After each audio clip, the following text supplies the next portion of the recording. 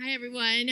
We are here to talk about culture in motion and really understanding the dynamics, the adoption of dynamics that go into that to unlock new customers. So, before we get going, I'm actually going to have everybody introduce themselves because I do not want to butcher last names. You want to start us off, Nina? Hi, my name is Nina Bogstedt. I am the Global Brand and Marketing Manager in IKEA. Hi, my name is Cambria. I run marketing for brand, creative, and retail at Sephora. Hello, Allegra Krishnan. I'm with McDonald's and I oversee global customer engagement. Good afternoon. My name is Stephen Paez, and I oversee inclusive investment and innovation at Publicis Media. Great. So let's start at the top, right? All of you here are working for brands that really operate at the center of culture or are really known to be cultural curators. But is this by design or is this by evolution? And can you kick us off and talk to us a little bit about Sephora? Sephora is known to be an iconic cultural curator. So did it start off this way, or did you get there by work? Yeah, good question. It did start this way, and it started in a way that was super disruptive. So we were the first retailer to actually break the counter in the department store, and that has been a part of our ethos ever since. And now, as we start to evolve and learn more, we know that through our values and inclusivity, we can actually tap into culture in a more authentic way and create those meaning connections grounded to our values and grounded to breaking through the counter on an everyday basis. Great.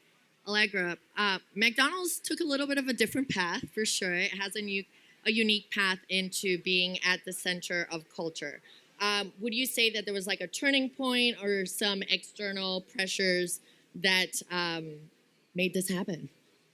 Yeah, so I think for us, it's been a really interesting journey. And I think probably one of the biggest unlocks that we experienced, I don't know, let's maybe call it 6 or so years ago, was really this idea around fan truths and essentially really leaning into this notion of really like what is that thing that is kind of unique and specific but shared across the globe when you think about it through the customer lens, right? So if you think of a campaign like Famous Orders was a campaign all around the idea that everyone has their own unique order, and essentially that unique order can then translate into name the celebrity. And so we actually did a global campaign with BTS, the music group, and essentially it was their famous order, right? So you take this like fan truth and bring that to life, and it really like translates not only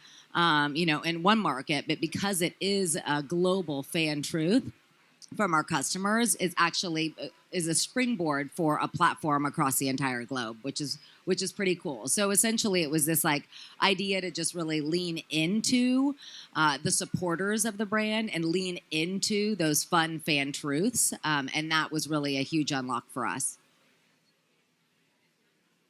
Great. Nina, what about you with IKEA? IKEA has culture always been part of the mission, or was there a shift in consumer dynamics that led maybe to your adoption of culture? I would say we're a very old company, 80 years going, and we have had, as part of our own culture, curiosity always around how people live their life at home, because to us that is center of a lot of your own culture. And there's a lot of things that are similar across the world on the 63 markets we're in, but a lot of things are very specific to the market context. So what we've always done is we do home visits. So we actually go into people's homes, we interview them, we talk to them. What are your struggles? What would you dream of if you could do anything in your home? What do you love about your home? And all of this is captured and is used both in product development, but also in the marketing content creation. And it's a huge inspiration for us because we really believe that if you have a better home, your life will become better at some in some ways. So I think this is one of the ways we've always been very curious about the life of people in the everyday. So if I hear the three of you, really, what you're saying, it's consumer-centric, right? You're following your consumer truth, and that really is making you align into culture. I oversimplified what you all said, but I think that's basically the unifying thread. But the reality is that it's not that simple. It really isn't. There is a lot of infrastructure. It requires strong scaffolding, right, to allow for this to happen. So would you be able to share with us systems, teams, frameworks that you all might have developed throughout the years that ensure that you're still aligning with cultural messaging or cultural products? Sorry, like you're looking at me like, who am I asking first? Sorry. Had a moment of just thinking about it. And can you talk a little bit about Sephora's approach to this? I know you and I talked a little bit about Sephora Soul, so would you mind sharing what that is? Yeah. So back in 2018-19, we're realizing we've become a retailer that sells brands and that we needed to develop a soul for Sephora. So how we found that was through really understanding our clients' stories and their experience at Sephora. And there was a boy, his name was CJ, who was going through a transition. And he was 11 years old. And the only place he felt comfortable and safe and had a good time was at Sephora. And with that, we were able to create a new mission and values around we belong to something beautiful. And when we launched that, what we knew we needed to do was really get the internal employees, our store employees, everyone to really understand and be empathetic to who these clients are and what it feels like to not feel welcome in your community. So we did a lot of work internally. We held workshops. Everyone had a moment to describe a time where they didn't feel comfortable and what that felt like. And so what we've done now is that is in our culture. And so in order to tap into other places outside in culture, it's much easier because you can understand and feel and know what we need to message and market to our clients. We also make sure that we do that behind the camera, in front of the camera. Every time we hire a production agency, an agency, we make sure that it's diverse, it's inclusive, they understand beauty and our clients and what that means to walk into a store and not find a shade for your skin tone. So we think it's really important to instill that both internally, and when you do that, it comes across also more authentically to the client. Absolutely does. 25 years without being able to match skin tone until Rihanna's. It's a struggle. Yeah. It is a real struggle, 25 years, and I swear by Sephora just because they're the only place I could actually buy makeup that matches my skin tone. So it completely does. Stephen, your role is an example of Publicis' commitment to ensuring cultural-driven branding. Would you be able to share a little bit about your role and frameworks and teams that support this? Yeah, I think first and foremost, it's having amazing partners like Sephora, McDonald's within the family. But also Publicis really was the first holding company to uncover the opportunity that existed within diverse. And I was just trying to calculate it. And I'm like, It was 1987, so almost 40 years ago that we really started to ensure that we were focusing and ensuring our clients had the realization of the opportunity that this marketplace was going to bring forward, right? So that as we continue to evolve, we continue to ensure that we're at the forefront of the marketplace. We launched the Once and For All Coalition, which really delves into the systematic barriers when we think about partners and partnerships in terms of being able to reach diverse audiences in a truly authentic ways. And then from an infrastructure perspective, it's how do we continue to evolve to align with the marketplace? The marketplace has evolved. There's more influence from a multicultural perspective when you think about diversity, so there needs to be more integration. But at the same time of integration, we need intention and we need that expertise. And then ultimately having that combination and driving clear go-to-market strategies and accountability across our brands, right? Across our within the holding companies in terms of how they're presenting to their different clients and understanding the opportunity. That's really what's driving our growth and the opportunity for our clients. I will say, as a member of the Ones for All Coalition, I always say that one of the benefits for us all is the education, right? Like we all are learning from each other and we kind of understand what authentic storytelling is for each and one of the communities. So I myself focus just on Hispanic, but I'm consistently learning what the other communities are about and the differences between us. But the reality is there's a lot that joins us. So there's like a strong education period for us that actually it's done by Publicis, right? So like I'm on the vendor side, but I'm still learning a lot from it. So it's significant. And it goes to show, right, as we continue to see the diversification of the consumer, we really have to make sure there's like that. You have it in one of the questions, right? That fluidity, right? That intersectionality. We need to understand that in order to be able to properly serve our consumers and grow brands. So, Stephen, I'm going to stay with you because we touched a little bit on this, but the reality is that the market has changed, and Publicis might have been at this 40 years, but it's been an evolution. I remember the tapestry days. This was Stephen was actually in Chicago, too. I was freezing. You were freezing. Now Miami life, although it this was is not life. here. It was not here. But the truth is that there's been a significant evolution, and you do great work with our partners, but how are agencies still adapting their strategic and creative processes to ensure cultural, authentic, and media strategies and client campaigns? Because like I said, 40 years ago, there was a very strong contextual play. But the reality is it's a very different market. So how are you adapting today, and what tools are you using in order to, give great advice to some of our partners? I think, like what you mentioned, right, we have to start at the forefront. It can't just be, if we're thinking about activating against diverse audiences at the media phase, that ship sailed, right? It's critical that the brief is inclusive with intention, right? That word inclusive without the intention is where everything gets lost, right? So how are we ensuring that the processes in place allow for that at the forefront to really be able to deliver at the end and deliver growth ultimately? So I would assume also that as they all shared here, you all start your briefs with that intentionality because it's on the core of your brand. So that definitely has to help by the time, your teams are coming into play. So let's talk examples now, the fun part. So how do your teams bring cultural storytelling to life? Allegra, I'm going to start with you. Can you talk a little bit, I know you talked about famous orders already, but can we talk a little bit about the impact and the insights behind campaigns like Grimace and Minecraft? Yeah, so I'll start with Minecraft. So Minecraft was our most recent global campaign, essentially celebrating Minecraft the game and Minecraft the movie.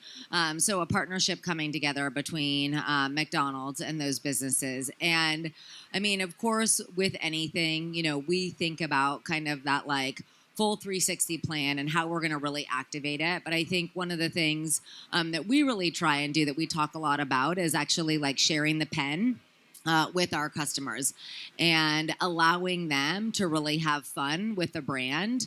There was kind of a whole TikTok trend of unboxing the kind of different figurines. And so really like creating that two-way dialogue. And I think, that is incredibly important as we think about how we continue to make sure that we are truly like standing in culture versus next to culture. It's something we talk a lot about, and making sure that we're really kind of understanding what are the things that are going to be most relevant and most exciting for our customers. And I will just touch on Grimace momentarily. So Grimace was all around like the fan truth of, everyone remembers their birthday at McDonald's. It was Grimace's birthday.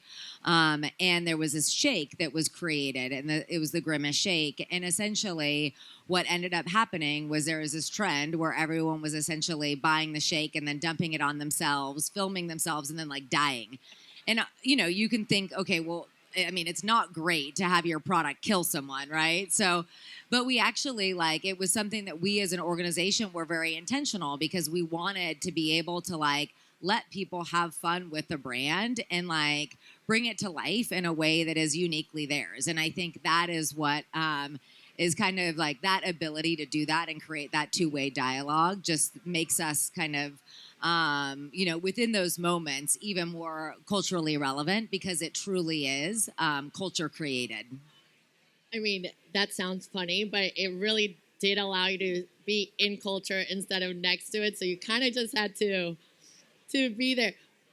I'm going to throw an extra question. I am so sorry, but how does your team deal with, like, that must have, again, it leads into death, right? We're talking about death. Are there some red flags in your team being like, maybe we got to take this down. Maybe this is like the end. Like, we got to like find another path. Or do we just let it flow because it is what the consumer, that's their truth with it, right? Yeah, I mean, of course, there's like any of us. I mean, there's a ton of dialogue when these things come up within the organization, and I think we've actually set out, pretty clear brand principles. It's literally like if this, then you go on to kind of like the next level, and then if this, then like it's actually a non-starter.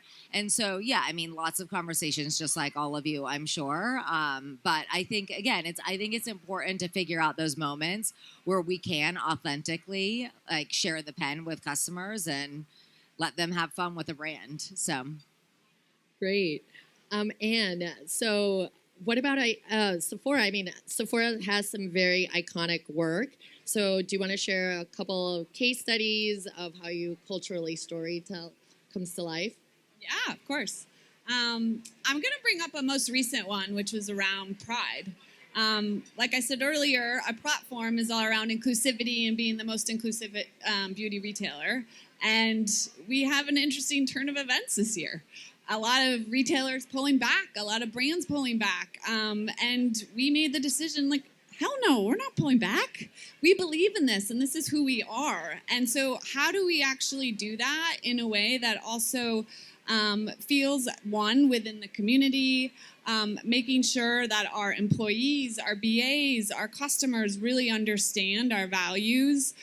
We created brave spaces. So on all the parade routes where we have a Sephora, we are a brave space, which is also a safe place where you can go. You can definitely get some makeup done too, but feel yourself.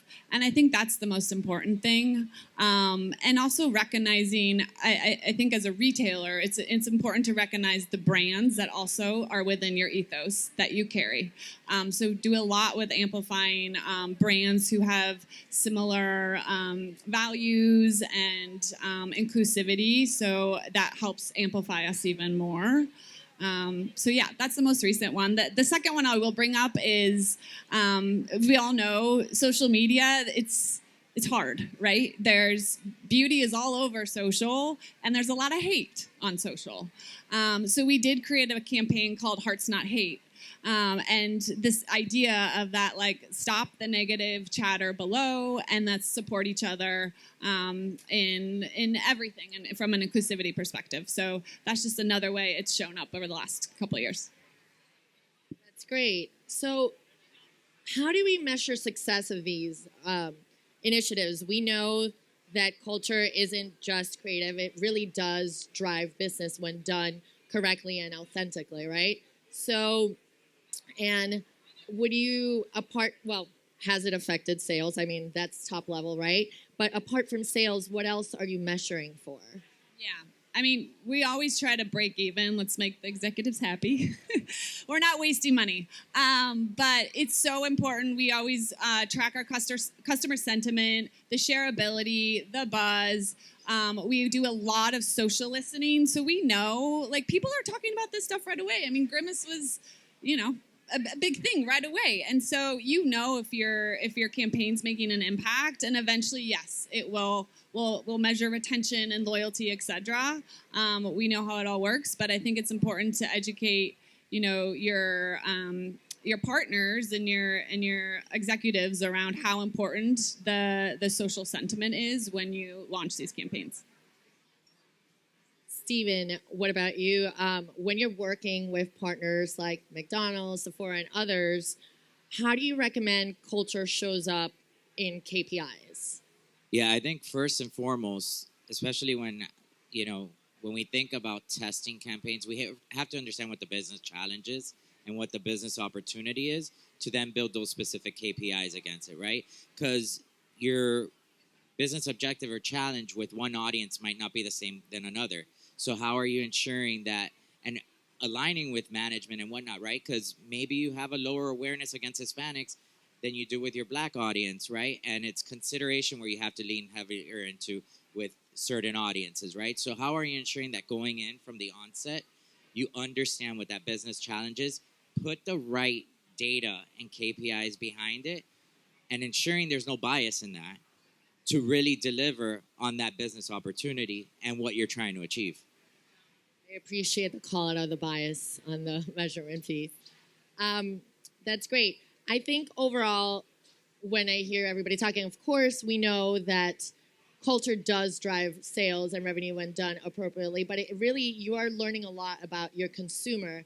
I think that would be the secondary best win of any campaign is you're really connecting authentically with the consumer and they're helping you understand your brand and what's next. I would assume that information helps you continue to evolve your strategy. So I think we all started by talking a little bit about the evolution and how we got here. And that evolution really has to do with the shift from mass marketing into microcultural marketing. And that allows us to really, we see that with the Gen Zers, right? Like we see they love that personalized campaigns and strategy above all. So Anne, when you think about the next shift or you think about micro marketing, how do you think about AI and the impact on culturally relevant campaigns or initiatives? Yeah, good question. We use AI to learn and to understand the different pockets and targets. So it's really important to use it as a research tool, but then you need to develop the authenticity and the messaging around that. So most recently, we're actually working on a current hair campaign, and you can imagine there's a lot of hair types out there.